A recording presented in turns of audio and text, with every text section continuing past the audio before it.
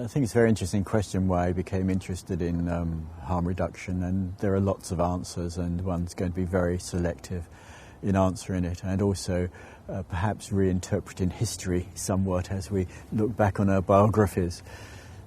Clearly, I got into it in a big way in the 1980s when I was involved with developing the harm reduction approach in the UK, and that really was quite an important personal movement and quite a career-changing period for me as well, because since then I've been involved overtly in harm reduction work and in public health, for the next two to three decades following those rather momentous times in the 80s. But I think for me it traces back personally in a number of ways. One is, I think there's a strong social science element to it, and when I was at university in the 60s, I did sociology and was very interested in the new criminology and the new deviancy studies, which really led one to view so many things in life almost being happening by chance, that people drift into problems. They drift out, well, they drift into doing things, and some of them drift into problems. Some people drift into doing things, drift away again. Some people drift into problems, drift away again. Some people drift into problems, and the problems stick with them. So I know what our lives are structured and influenced by the big macro things, but there's also a big chance element in life, whether one's career is as a heroin addict or whether one's career is as a social scientist. Things comes one's way, and other things then, other avenues open up or get closed off. So I suppose it was some of the serendipitous aspects of life which made me feel that I could have. There are different routes I could have taken, and the routes that some people took shouldn't result in them being denied things or condemned or having a worse life than they otherwise need to be.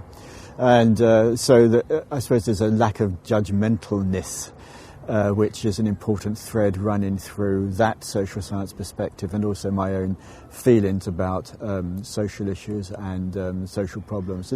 For whatever reasons, some people are disadvantaged to start with or get pushed into disadvantage, and we have to find ways to minimise the damage that will subsequently happen to them, and also minimise any, as far as we can, the knock-on effects from that to others. I think running through that historically is also that I was a child of the welfare state, so I grew up in that great period of optimism where social justice, redistribution of resources, access to healthcare, rights to be looked after or to be helped, strong themes.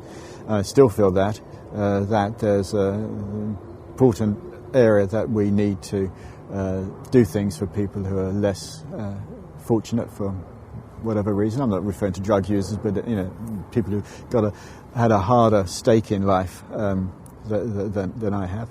And I think also there is a Christian element running through that. I mean, I'm an ardent Dawkins atheist. I think atheists should come out more. But I was brought up in it's a fairly classic sort of Church of England family. We went to church. There wasn't any strong doctrine or anything, but there's also always that feeling of doing things for the benefit of others, that you've got things good in life and that you should spend some of your time with others. So I suppose those are threads running through my perspective on life. There were a couple of things which were said to me in my early drugs career, that sort of 60s and 70s. And one was a meeting, I must have only been about 22 or so. It was a technical meeting on drugs and young people, I think. And there was a sociologist there called Howard Becker, very important sociologists at the time, and in the middle of this meeting with all the psychiatrists and all the pharmacologists and neuroscientists, and he said something, if people are going to use drugs, what we should really be doing is designing safer drugs. And that was kind of came out of the blue. I'd never heard anything like that before, and that was real sense, because people like using intoxicating substances, the substances which change their mood, their thoughts, their feelings, and if they're going to do it, well, maybe the pharmaceutical industry or others should put their minds to developing safer things for doing that. Now, that was clearly almost seen as an absurd suggestion in 1968, 69, or whenever it was, but that, I think, struck a chord with me. So too, there was a psychiatrist called Thomas Bewley, and this was when it was in the late 60s when I had my first research job, and he was a psychiatrist treating people with severe drug problems.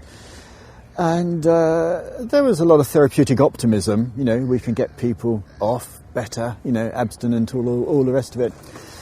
But he was so sort of laid back isn't the right word, phlegmatic maybe, he's just very realistic. He said, well, about a third of the people I see, they're going to do well, they're going to change their lives.